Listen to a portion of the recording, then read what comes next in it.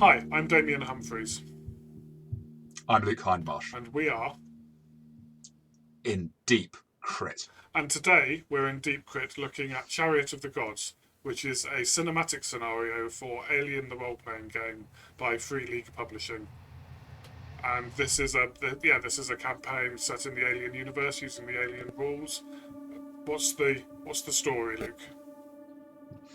I think we need to just give a little warning to players before we go on any further that, so this is going to be a review and quick discussion of the cinematic scenario that contains spoilers. And I don't know what you think, Damien. I reckon this is the kind of scenario that spoilers would really ruin. Yeah, if you if Um, you're if you're planning on playing in this scenario, then watch at your own risk because your fun will be impacted by yeah. the spoilers that this contains.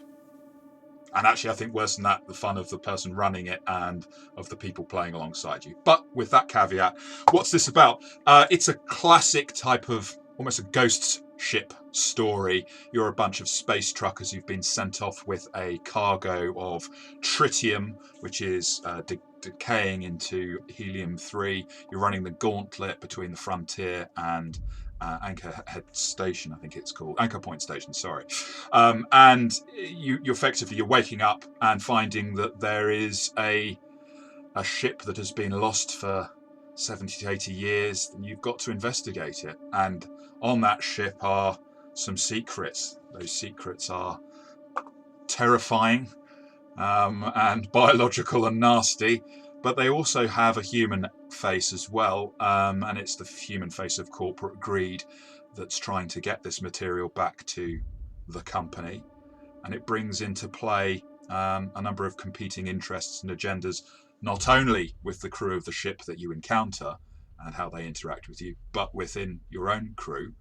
Um, this is a scenario where you're not going to encounter, you're not going to be running the classic Xenomorph XX121, the Alien of the Alien franchise, but it plays off using the abomination creature that we first saw in Prometheus and the neomorph that can be found in Alien Covenant, and effectively makes those two creatures, no offense to the films, but considerably more terrifying, in my opinion, than they were on the silver screen.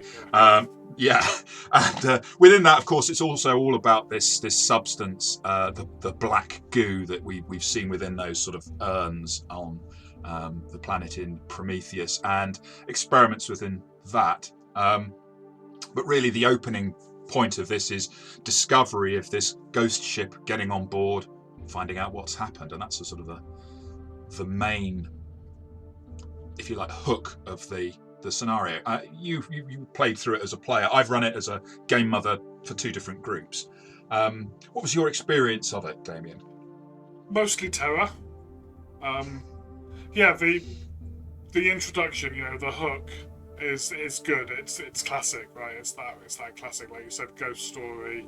Um, you know, the beginning of the first Alien movie, you have the crew of the Nostromo waking up, discovering they're nowhere near Earth, and they've been told to investigate this signal. There's definite echoes of that, and you're also told that failure to investigate will lead to forfeiture of all company shares. So immediately, the character is invested in the investigation. It's like, well, we have to go and have a look, and then setting foot on board the ship. It's really very eerie and very unsettling. There's decisions that need to be made. There's the air scrubbers aren't working. There's the ship's running on emergency power. What do we do? How do we get this ship up and running? How do we then investigate? Are there any crew left? Etc. Etc. There's right from the get go. There's a lot of investment and there's a lot of decisions to be made. Yeah, I found that. Yeah, I think it's clever because it takes the opening idea of Alien, indeed, the signal, and it doesn't indeed have a signal. When I ran it, I actually had a strange radio signal that I ran as a sound effect. I quite often like to add in things like that where appropriate. But essentially, you're then dumped on this ship. You're trying to find out what's going on there. It's cold. It's dark. You can't breathe the air very easily, so you keep your helmets on. You're wandering around in the dark with this deep, deep cold, and you begin finding these bodies, and some of them look like they've been torn into. They're sort of frozen and decayed. Some of them are distorted, like they've got these signs of almost like a mutation, lengthening of the forearm bones, and that adds in this massive creep factor. And the idea of the scenario is that you then, activate the power, get the crew to wake up, find out what's been going on, that there are these sort of creatures, that there's these furry eggs around the place, which if you're exposed to, you potentially will suffer one of these neomorphs bursting out, blood burst coming out through your eye socket. Very early on, we have a character of the new crew that you encounter who've been asleep for all these times. They're all sort of very vague and sleepy and struggling to remember events because they've been in cryostasis for such a long time. But this particular one has a warning, Dr. Cooper. And unfortunately, his warning is sort of cut off. He's saying, don't take this vaccination. I tried to play that up to be a bit vague, to sort of hint that he's saying, don't do it, but not being too clear as to what that was. And then, unfortunately, something emerges directly from his head in quite gory and horrific fashion. And that kickstarts this whole, have we been exposed to the air on this ship? Should we take this vaccine? That was a decision that came quite difficultly for you. I think you were sort of put in a spot of, do we take this or do we not? You had for your character, it was slightly different from others, and we'll get onto that in a moment. But that sort of crunch point, how did you feel that raised tension?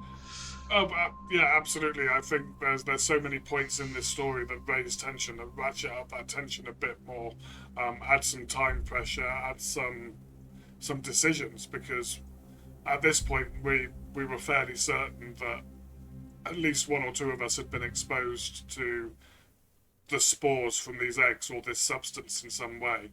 And was that what was causing people to change? Was it the vaccination?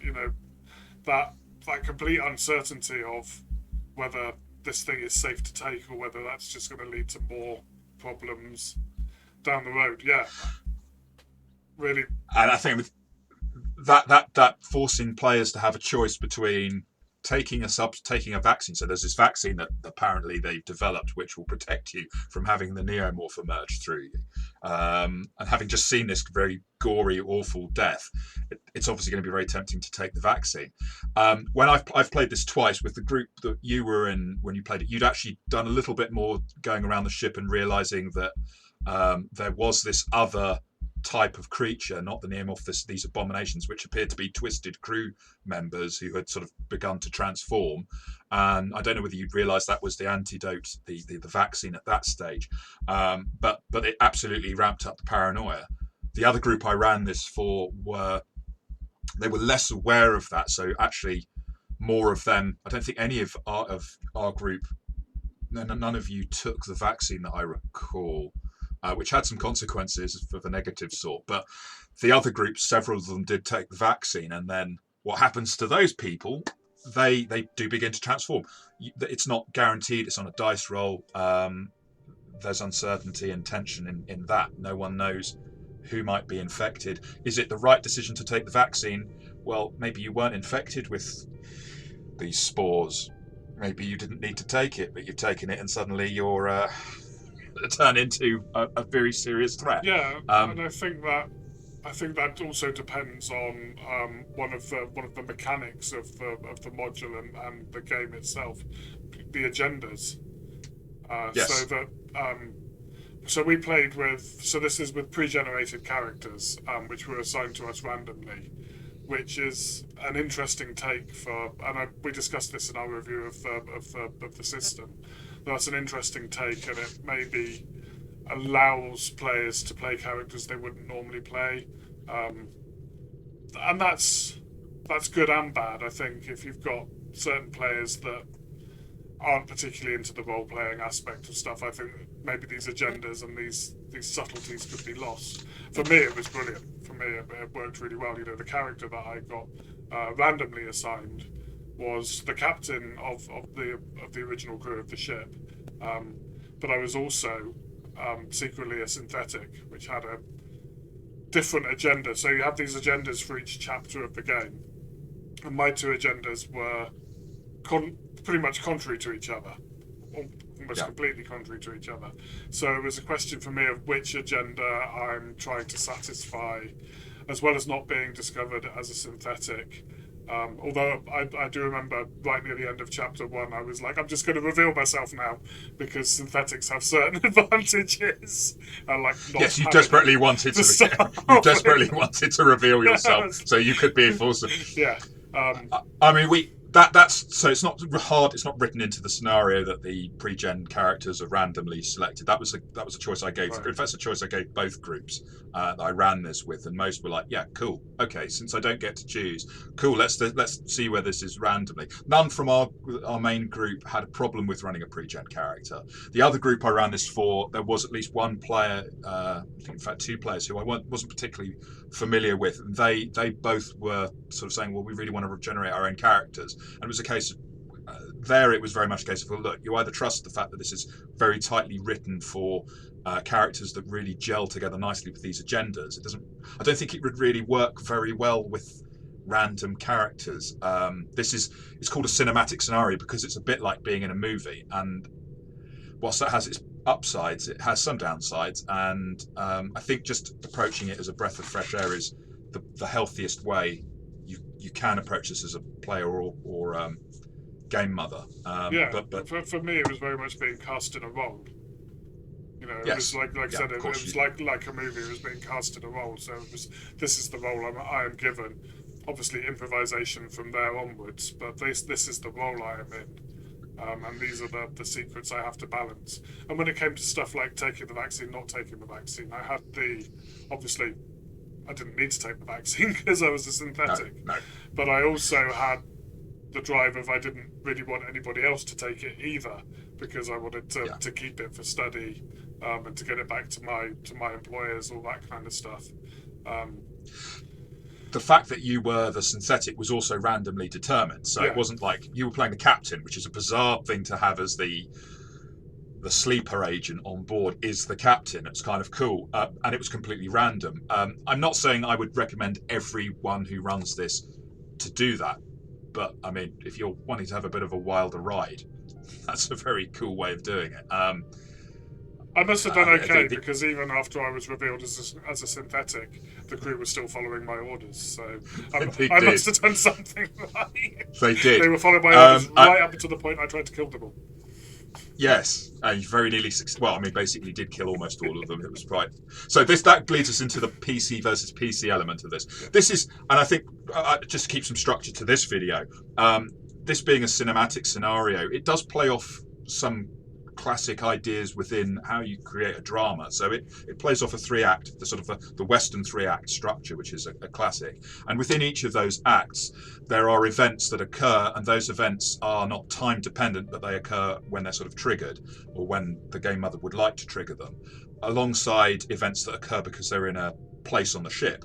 But there's definitely a feeling of each act has its own sort of identity, and alongside that, each of the players have their own agendas within each act, and so those agendas evolve. Your agenda in the first act was quite different from in the third act. You went from being in information gathering as your android synthetic identity versus as the captain, sort of following through what your orders were and seeing if you could make a profit, to in act 3 not really needing to worry what the captain's orders were, although I let you have your agenda as it would have been if you'd have been a human being, in order to help you with your role playing, faking being a human. I was just looking after the crew, honestly. It was look after the crew and get the ship back home. Honestly, that's all I was interested in. There was no singing disturbing songs to them over the radio as they were fighting off neomorphs, and you were sucking the atmosphere out of the ship when they'd run out of air in their suits. I did enjoy that. Yes. Yeah, it was great. I'm not sure everyone...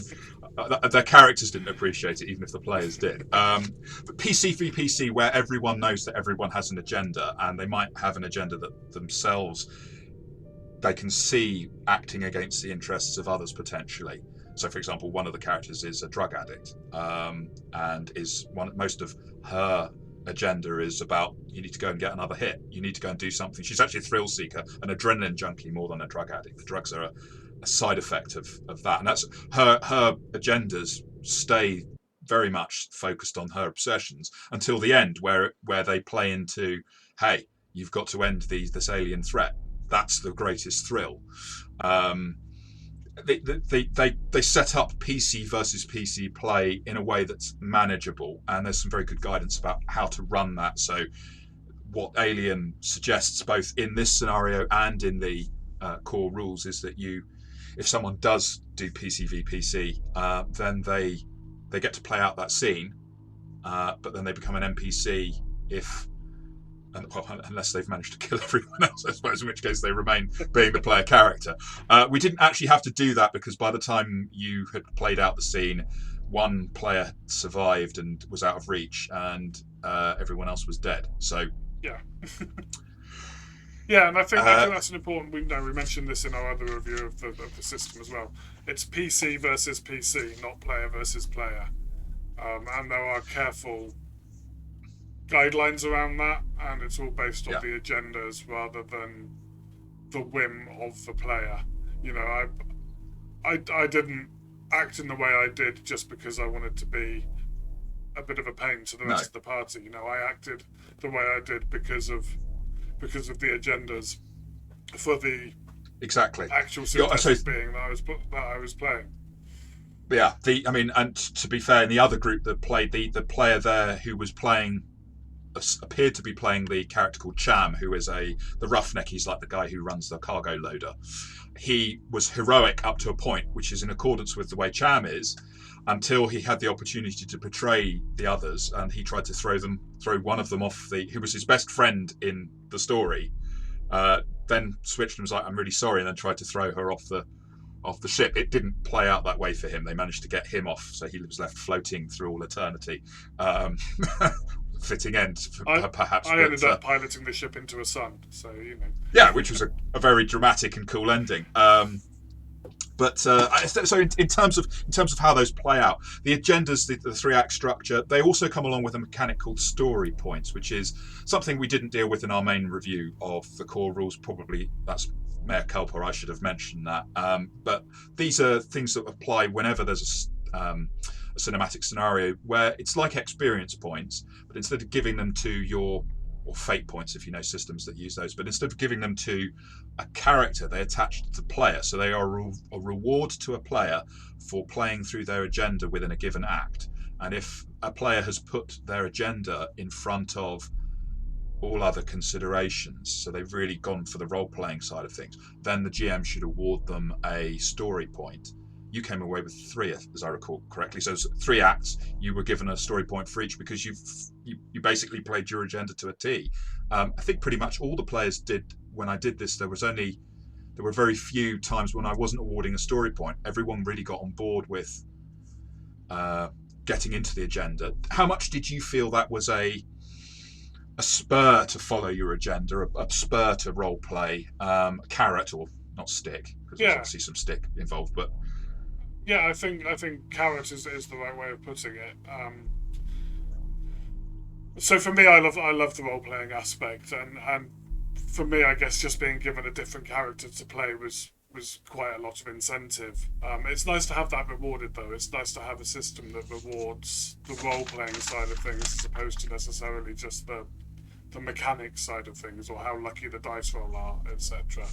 And it was a good incentive because it attaches to me, right? So I go into whichever our next scenario is with 3 story points, which I believe I can use for an automatic success. I can spend a story point for an automatic success. Let's talk about the mechanics very quickly for those. So what is a story point? Perhaps I should have started with that, but bear with me.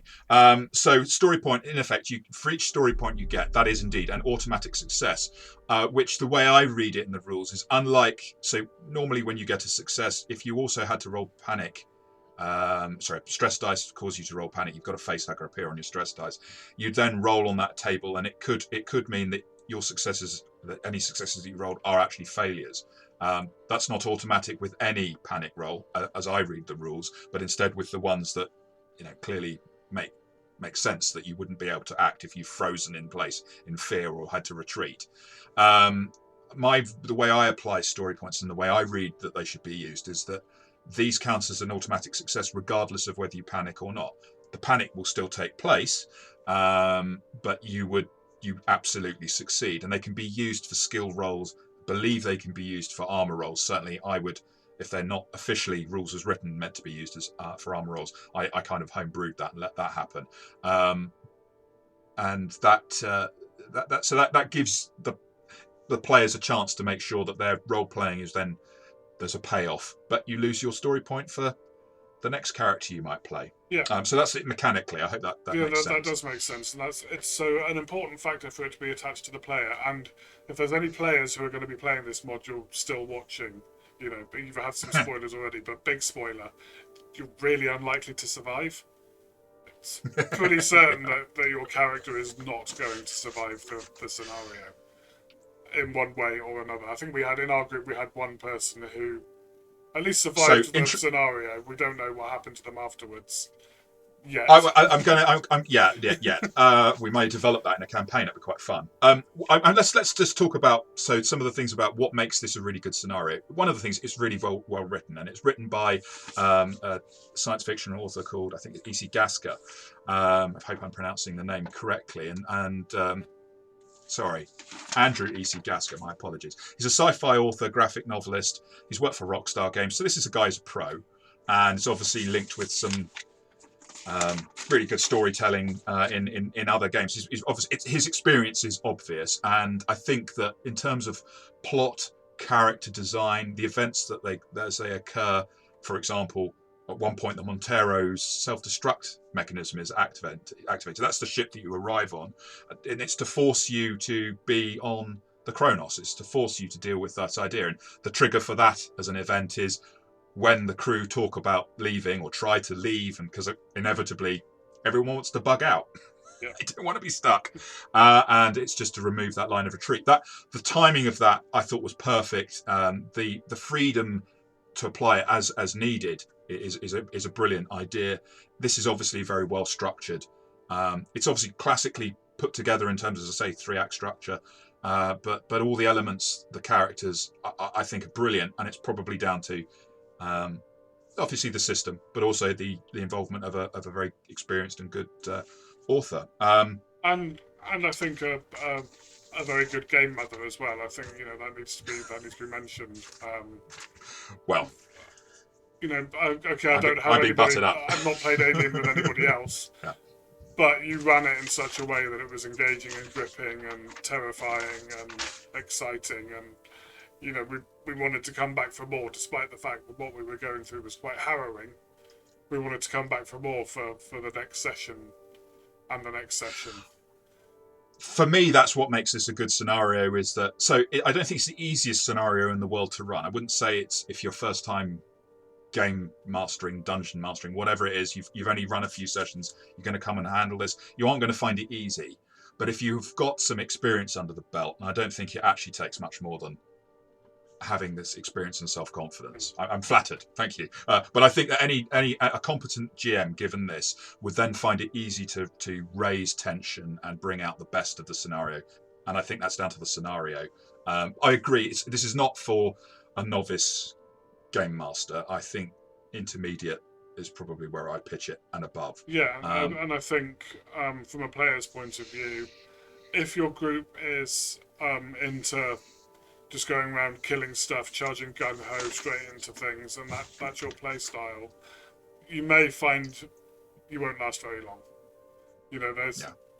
There's tactical withdrawals and tactical decisions that need to be made, and role-playing decisions that influence the rest of the scenario, that maybe if you're standard, if you're not standard, but if you're a bunch of murder hobos who are just like, right, let's charge in and kill everything, you're going to die really quickly, and maybe not get as much enjoyment from the scenario. Yeah, and I think randomly assigning which player character gets which pre-gen worked for the first group, our main group that I ran it with, and it worked up to a point with the next group that I ran it with, who again, I gave most of them the choice, 3 of whom are very experienced role players who I know very well, I play regularly with, 2 of whom were people I didn't really know very well. And those 2 didn't seem to know the films particularly well either. Not sure. I think one of them hadn't seen it at all. One of them hadn't watched it Yeah, I know. I mentioned that previously in a review having 3 players who hadn't seen it at all. That wasn't a problem in our group where one person hadn't watched it. But in this other group, one of the role players ended up being the captain, and I'm afraid that went to their head a little bit, and I had to do a lot of control of that situation. So that's a negative for that selection process. That's the negative. But that's on me and not on the scenario.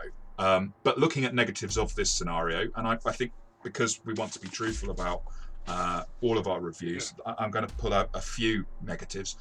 Before I do you want to have anything further to say on the positive side, or do you want to start off with a criticism? I guess the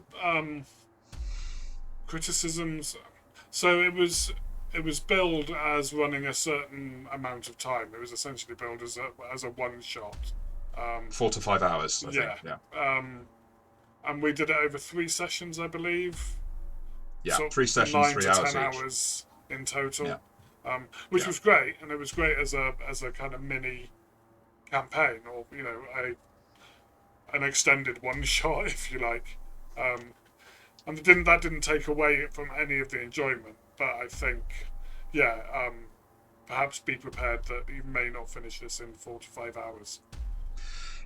Yeah, it took my other group at least 12 hours to do. I mean, we did that in 2 sessions. The first, I think, ran to 4 or 5 hours, and then I was playing. Most of the rest of the players were in America because we're doing it online, and where I am, it was 2 a.m. in the morning when we finished, and I was exhausted as a GM because I had expected it to run maybe after that for 10 hours. Actually, it went well over to 12 and beyond, but it was good. I still say this was probably my greatest fun running for both sessions. I really enjoyed running this module. But the negatives are, the time estimate, I'd say, is off. It could be accurate because the very first thing that both groups did on entering the ship, they did the very logical thing of trying to get the power on. And in the reactor room, there is an abomination, which is, given how deadly this system is, quite capable of killing the entire group in a matter of a few rounds of combat. It didn't kill anyone. It very nearly killed 2 of your group, and it nearly killed one of the other group. I was too busy running away, I don't know. Yeah, absolutely. Going toe-to-toe with this thing was not a particularly good idea. It escaped with the second group and came back to bite them later, literally. So that's a criticism, I suppose, that it could run to 2 hours where everyone's dead and then you'll run. There is a mechanic within this that you then activate the NPCs and give them to the player characters, and I did have to do that with one PC, but ultimately, by the time we got to the third act, when people started dying, I didn't replace their player characters with new NPCs. I don't know how you'd have taken to that if that happened to you. Would you have wanted to swap out and get an NPC, take over an NPC? I think I would have been happy with that. I think it plays into the scenario and it plays into the system quite well. And it plays into what I like about role-playing games, which is taking on a role. So I think I would have been okay with it. Whether everybody would be, I don't know. The one person who did in our group seemed quite happy with it. Yeah. Yes. Some of the ideas within it are a little restrictive. So there's this pressure that it suggests to keep one of the player characters like Wilson. Sort of when people are getting infected, you should try to keep Wilson not being one of the first to pop because he's useful in the third act. I didn't like that, and I didn't go with that. I went with the dice roll. He was actually the only one who rolled to pop. He didn't take the vaccine, despite me giving him some pretty big hints, and he died in spectacular, gory fashion. And he then got another character. The use of the motion tracker I've mentioned in a previous video, I think that was really fun to use. But the way I think it works best, I used it to have the idea that there was something still moving about on the ship. It turned out to be this other synthetic. I used that as a tension tool, and I think it's important for the game mother to control that. That's not a criticism of this, but it's a point to play with. That I think you quite enjoy is the wrong word, but I think it was effective. It was very effective. Yeah, it was incredibly effective. I mean, so in terms of criticisms, otherwise, there is within the third act. There's 3 ships in the game. There's the Montero, which is what you arrive on. This is your cargo hauler. Great fun. That's all very nicely developed. It's got this explosive cargo. The Monty. People felt really bad when they lost it. Seemingly in both groups, there was oh no, not just there goes our escape, although that was obviously the main thing. But also there seemed to have been some attachment to the ship, probably also because of its significant monetary value for the characters. And then you've got the Kronos, which is this brilliant, horrifying sort of haunted house in space type scenario. The ship can torture the players as much as the elements of what's actually active, because it's set out very nicely with areas where there's ducts that things could be creeping out of, and it keeps the players are aware of this. They've got this map that lets them see what the threats, where they might come from, but that ups the tension, I think. Yeah. What I don't like is the third ship. It's called the Sotillo. This is what I regard as something of a Deus Ex Machina. Although there's a foreshadowing of it, you get these sensor ghosts of another ship that disappears. It's just a setup to enable you to have more NPCs when you've killed lots of player characters in the first and second scenario. And I just didn't use it either time. Having this group of effectively pirates turn up in the third act seemed to me to totally weaken what was a very tightly plotted and powerful scenario. Yeah, I think had that happened, it would have cheapened the experience to an extent. It's obviously optional. Yeah. My advice to game mothers is, unless you really have wiped everyone out early on, don't do it, because you will lose. It's better to end the scenario slightly earlier, and have some people have just lost their player character, I think. Yeah. Than go with that. I can see why they did it. I would imagine that's a balance between, we need to make sure, because this is lethal, that the NPCs are there, versus telling a good story. That, I'm afraid, if it were in a novel, that would be a problem for me. It's a scenario. You get to choose whether you use it or not. The final point of criticism.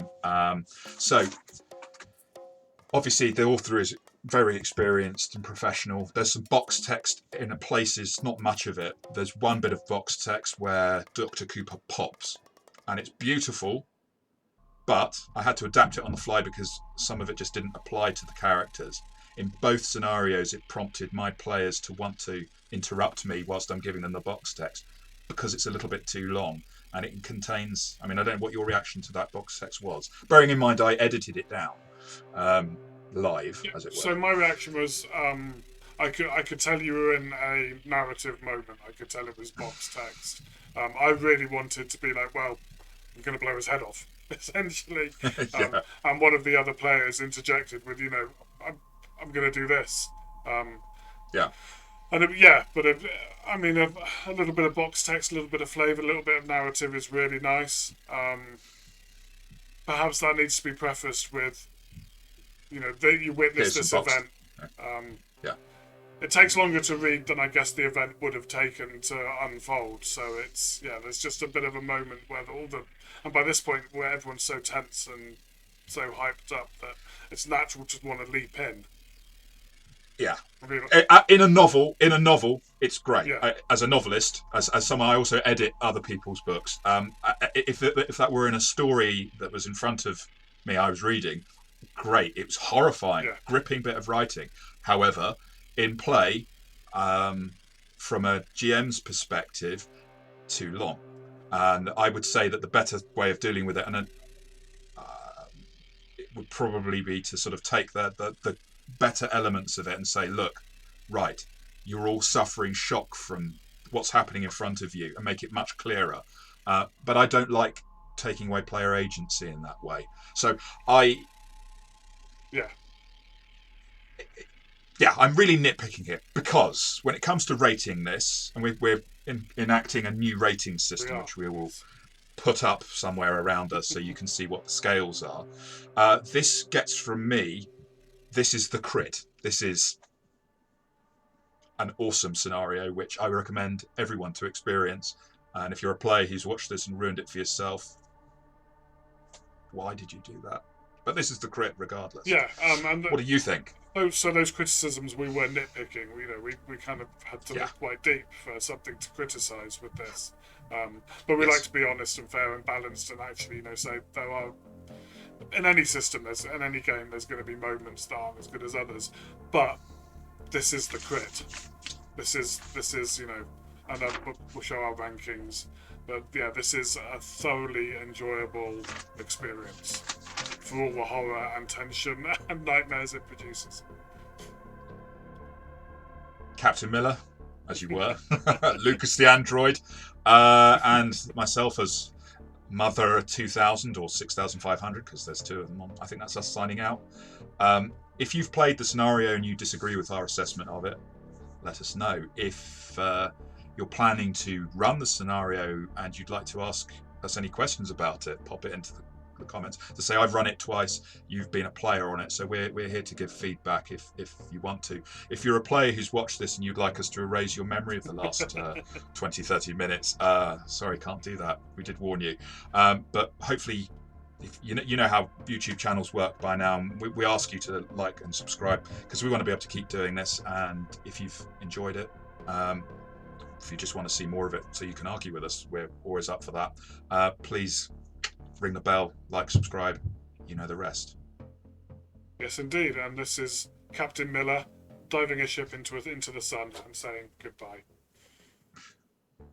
Oh.